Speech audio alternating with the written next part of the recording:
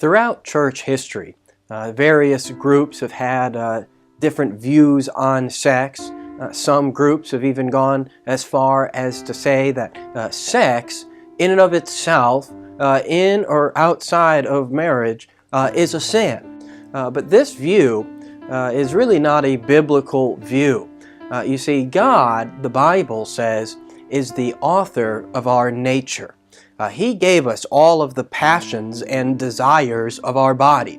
He gave us an appetite for food, and He gave us the means of gratifying that appetite in a lawful manner. God also gave us a type of physical appetite for sex. And He gave us the means of gratification within marriage, a loving relationship between a male and a female in marriage. And so the view that says sex in and of itself is sinful is really a false teaching.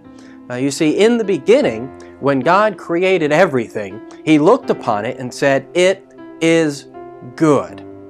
That means that everything that God designed, everything that God created was good in and of itself, the way He intended it to be. That would include the physical appetites and desires that He gave us naturally. Harris Reedhead said, "When God made us, He gave us many different appetites. But God looked at the being He made and to whom He had given all these appetites and urges and said, 'It is good.'" God intended for mankind to populate the world, and He designed us and created us in such a way as to make that possible. God said in Genesis chapter 1 to Adam and Eve, "Be fruitful and multiply." You see, sex, with its physical passions and desires, was God's idea and creation. Sex is natural and normal. It's part of His intelligent design. You see, God designed the bodies of a male and a female for union. Certainly the devil did not design the functions of our human body. And so sex is God's idea, God's intention. It's natural, it's normal, and it's certainly not of the devil. Augustinianism, in accordance with Gnosticism, believes that our flesh itself is sinful. More specifically, Augustinianism says that the physical desires and passions of the body, or the concupiscence of the flesh, itself is sinful, that it's a curse of the original sin of Adam. Augustinianism says that all physical passion in sex is sinful, that we're born sinful because we're born as a result of physical passion, and that we inherit original sin because we inherit these sexual desires from Adam and Eve. So Augustinianism teaches that God punished all of mankind on account of Adam's sin with sin, the sin of sexual desire. Augustine said, "Sensual lust belongs to the nature of brutes, but is a punishment in man." He said that sexual desire was a disease, a wound inflicted on nature through the treacherous counsel given by the devil, a vice of nature, a deformity, an evil that comes from the depravity of our nature, which is vitiated by sin. He taught that no man was born sinless because no man is now born without concupiscence. And he said that all descending from his, or Adam's, stock are infected with the occult disease of his carnal concupiscence. And he said, the guilt of concupiscence is forgiven through infant baptism. On the other hand, Augustine taught that Christ alone was born without sin because Christ alone was born without sex and all of the physical passions that are involved because Christ was born of a virgin. Augustine said, the virgin conceived without that sensual passion, on which account he, Jesus, alone was born without sin, when he condescended to be born in the flesh. Let's do an internal critique using Augustine's own presuppositions. Let's suppose, for the sake of argument, that Augustine is right, and that 1. Sexual desire is original sin, or a sinful nature inherited from Adam. And 2, that Jesus was born without original sin, or without a sinful nature, because he was born of a virgin. The Bible says that 1. Jesus was made in all things likened unto his brethren. And 2, Jesus was tempted in all points, yet without sin. Well, if Jesus was made in all things likened unto his brethren, he had the same human nature that we have. And if Jesus was tempted in all points like we are, that would mean that Jesus was tempted sexually. But how could Jesus be tempted sexually if he didn't have any sexual desires, since he was born without inherited original sin? And if Jesus was tempted sexually, how could he be without sin if sexual desire itself is a sin? And so Augustine's theology, as usual, contradicts the Bible. This view that says that sexual desire is a curse of the original sin of Adam, and that the sin that we inherit from Adam is the sin of sexual desire, is also the Lutheran view. You see, Martin Luther learned much of his theology from Augustine. In fact, the Roman Catholic theologian Augustine was Martin Luther's favorite theologian. And much of his Reformation was really just a revival of Augustinian theology. Lutheran theology teaches that the concupiscence of the flesh, or the inclination or temptation of the body towards sin, is in and of itself a sin. That the temptation to sin is a sin. The Apology of the Augsburg Confession says, original sin is concupiscence, and also the constant inclination of the nature, and the entire person with its nature is born in sin as with a hereditary disease. Lutherans, just like the Augustinians, believe that sin was a hereditary disease instead of exclusively a crime or choice of the will. You see, crime relates to law and choice, and that can be justly punished. But a hereditary disease is an unfortunate calamity, and only an unreasonable and unjust person would even think about punishing and blaming someone for being born with a hereditary disease. Augustine's negative views on sex seem to stem from his extremely sensual life prior to his conversion, his time in the Gnostic sect known as Manichaeanism, and his struggles with sexual desire after taking a vow of chastity. You see, Augustine had a child out of wedlock named Adeodatus with his concubine, and Augustine even said that prostitution was necessary for society. Augustine said, "If you expel prostitution from society, you will unsettle everything on account of lusts."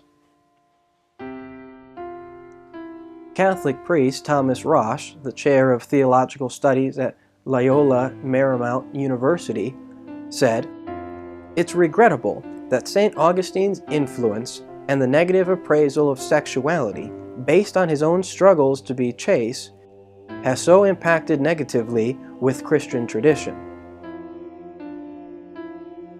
Not everyone in Augustine's day shared his negative views on sex. His theological opponents, the Pelagians, viewed sex as natural, normal, part of God's original intention and design, and certainly not a curse of the original sin of Adam. The Pelagian, Julian of Acclanum, rightly accused Augustine of teaching sexual impulse and the intercourse of married people were devised by the devil, and that therefore those who are born innocent are guilty, and that it is the work of the devil, not of God, that they are born of this diabolical intercourse. And this, without any ambiguity, is Manichaeanism. Albert Henry Newman said, Augustine, the greatest of the Latin fathers, was for many years connected with the Manichaeans, and his modes of thought were greatly affected by this experience. Harnack said, we have, finally, in Augustine's doctrine of sin, a strong Manichaean and Gnostic element, for Augustine never wholly surmounted Manichaeanism. Dennis Carroll said, Manichaeans also taught that sexual intercourse was satanic. Augustine taught that through sexual intercourse we pass on evil or sinfulness to our children. So I see these significant parallels between these two systems. Harnack said, the most remarkable feature in the sexual sphere was, in his, Augustine's view, the involuntariness of the impulse. But instead of inferring that it could not therefore be sinful, and this should have been the inference in keeping with the principle omni peccatum ex voluntate, he rather concludes that there is a sin which belongs to nature, namely, to natural vitiate, and not to the sphere of the will. He accordingly perceives a sin rooted in nature. Of course, in the form which it has assumed, a sin that propagates itself with our nature. It would be easy now to prove that in thinking of inherited sin, he always has chiefly in view this very sin, the lust of procreation. And Augustine imagined paradisiacal marriages in which children were begotten without lust, or as Julian says jestingly, were to be shaken from the trees. All that he here maintains had been long ago held by Marcion and the Gnostics. One would have, in fact, to be a very rough being not to be able, and that without Manichaeanism, to sympathize with his feelings. But to yield to it as far as Augustine did, without rejecting marriage in consequence, could only happen at a time when doctrines were as confused as in the 5th century. Alfred T. Overstreet said, Augustine's doctrine of sin, with his belief in the inherent sinfulness of the physical constitution, is wholly Manichaean. His idea that sin is propagated through the marriage union, that sexual desire is sin, and that sexual lust in procreation transmits sin, is also Manichaean. Augustine built his doctrine of original sin upon this premise, that sexual lust in procreation transmits sin. Julian of Eclanum refuted this error of Gnosticism in Augustine's theology by saying this: the sexual impulse, that is, the virility itself, without which there can be no intercourse, is ordained by God. While Adam and Eve realized that they were naked after they sinned, when their eyes had been opened, that does not mean, as Augustine thought, that they did not have any physical or sexual attraction one for another before they sinned. It simply means that in their former state of ignorance, their nakedness did not have any moral connotations to it like it did now.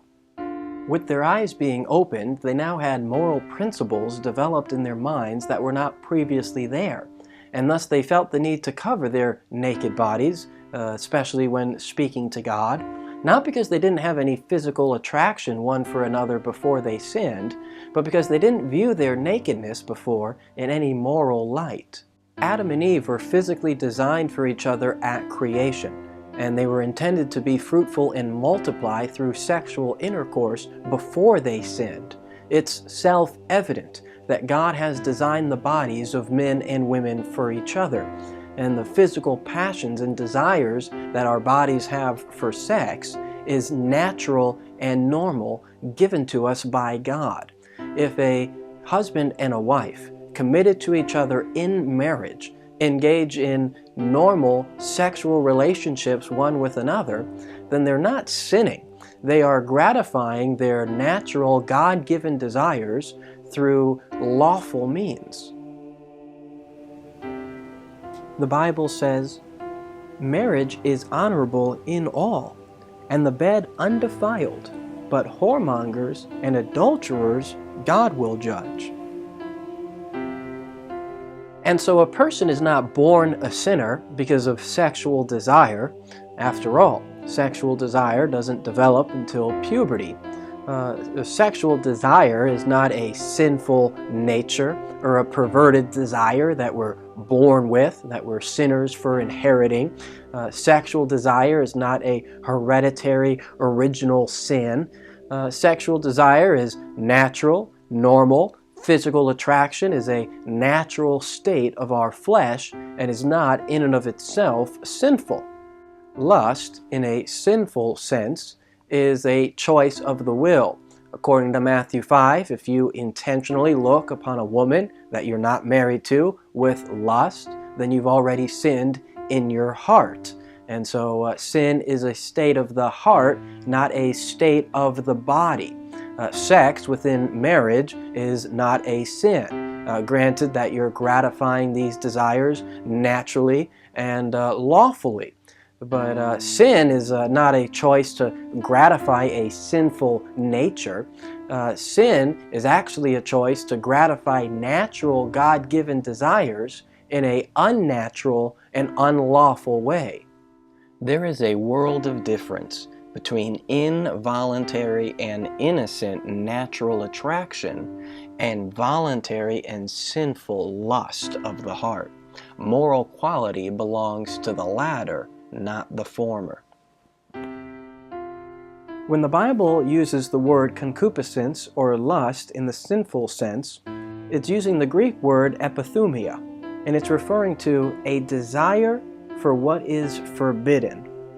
That's what the Bible means when it says, "Mortify therefore your members which are upon the earth, fornication, uncleanness, inordinate affection, evil concupiscence, and covetousness, which is idolatry. And that every one of you should know how to possess his vessel in sanctification and honor, not in the lust of concupiscence, even as the Gentiles which know not God." Notice that it classifies evil concupiscence and lust of concupiscence and not desire itself. It's only lust for what is forbidden that is sinful. But the natural desires of the body for a natural gratification through natural means is not sin at all. And so, because of Augustine's view that sexual desire is always sinful and a result of original sin, he believed that human nature was sinful. And many people today, specifically the Calvinists, still believe that human nature is sinful, even if they don't share the foundational views of that doctrine that Augustine had on sex. A lot of Calvinists today view Augustine as a hero and as a father to the faith. They say that they hold to Augustine's doctrine of original sin and say that if you don't believe in inherited sin or Augustinianism, then you're a heretical Pelagian.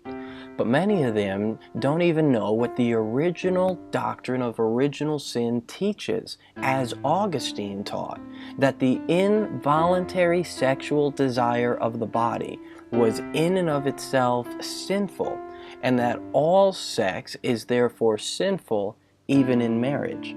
Certainly, the Pelagians were right for rejecting Augustine's doctrine of original sin. If you don't believe that sexual desire or natural attraction is the curse of Adam's original sin, then you do not truly believe in the historic doctrine of original sin. If you believe sexual desire is natural and given by God, you agree with the Pelagians in their doctrine and you reject Augustine's doctrine of original sin. Augustine would label many modern Calvinists as Pelagians, as many of them do not believe that involuntary natural sexual attraction is a sin of nature inherited from Adam. And for those Calvinists who do agree with Augustine on this, they don't realize that their doctrine is Gnostic in origin. I once called into a Calvinist radio show that was talking about how sinful our nature was, and I asked them, is human nature sinful? And they said, yes. And I said, is homosexuality a sin? And they said, yes. And then I said, is homosexuality human nature? And they said, no. And I pointed out this is a contradiction within their system. If human nature itself is sinful and homosexuality is a sin, then how is it that Romans chapter 1 says that homosexuality is against nature, or against our nature, as it's against the design and proper function of the human body? Obviously, if homosexuality is against our nature, as given to us by God, then it's certainly clear that the nature God gives us when He forms us and creates us in the womb is certainly not a sinful nature. Rather than the idea that sin is natural or that we have a sinful nature, the Bible speaks of sin as being unnatural. For example, fornication, homosexuality, bestiality, pedophilia. These are all sins that are contrary to God's design for our bodies, something that's contrary to the proper function of our constitution. The Bible says that it's against your body to commit fornication, that it's against your nature to commit sodomy and homosexuality. You see, Adam did not make these perversions natural to us. The Bible speaks of the wicked as being froward, which means perverse. And that means that the wicked are living unnatural, perverted lives. Sexual perversion is a choice of your own free will to gratify a natural, God-given desire in an unnatural, unlawful, unloving, or selfish way. Don't blame Adam for your choice to be sexually perverted. It is your fault and you're responsible for it because it's your own free choice. And you certainly can't blame God or your Maker who designed you and gave you these desires, because God designed you with these appetites and desires for sex to choose to gratify them through lawful means. You see, God gave us our sexual desires not for them to control us, but for us to control them. Not so that we would be governed by them, but so that we would actually govern them, that they would be governed by us. For this cause God gave them up to vile affections, for even their women did change the natural use into that which is against nature, and likewise also the men, leaving the natural use of the woman, burned in their lust one toward another, men with men, working that which is unseemingly, and receiving in themselves that recompense of their error which was meet. Neither yield ye your members as instruments of unrighteousness unto sin, but yield yourselves unto God, as those that are alive from the dead, and your members as instruments of righteousness unto God. John Gill said that they change the natural use into that which is against nature, by making use of such ways and methods with themselves or other women to gratify their lusts, which were never designed by nature for such a use. Pelagius said, "For their women change their natural relations into relations which are against nature. Those who turned against God turned everything on its head. For those who forsook the author of nature also could not keep to the order of nature." In 1 Corinthians 6:18, the Bible says fornication is a sin against our body. In Romans 1:26-27, it says homosexuality is against our nature, or against the natural use of the body.